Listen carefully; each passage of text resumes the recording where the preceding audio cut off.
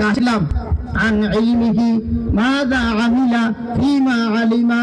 রাসূল সাল্লাল্লাহু আলাইহি ওয়াসাল্লাম ফরমায়, বান্দারে প্রশ্ন করা হইব যা জানছে সেই পরিমাণ আমল করছে কি না, সেই পরিমাণ আমল করছে কিনা। আচ্ছা, আমরা যে নামাজ পড়া এটা ফরজ আমরা জানি না, নামাজের পরেও ছাড়ি দে প্রশ্ন হইব না, হইতো না।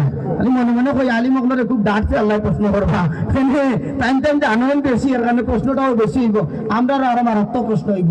যাই হোক, আলহামদুলিল্লাহ আমরা আওলাদে রাসূল দেখছি, দেখি আমাদের মন অন্তরটা ভরে গেছে। তো আমরা এখন নসিহত শুনবো, আর আমি হুজুরের অনুরোধে কিছু সময় বইছি, এই কারণে আল্লাহ তাআলা আপনারও বেদারুন না দিন, আর আমিও কিতাবে কিন্তু হরিয়ান আমিও বুঝি। আর আমি হুজুরের সভা করছি গোয়া তার কারণে, মহানাকা করতে পারছি না গোয়া তার কারণে, আমি তুই হরে গেলে এই চান্স হইলাম না।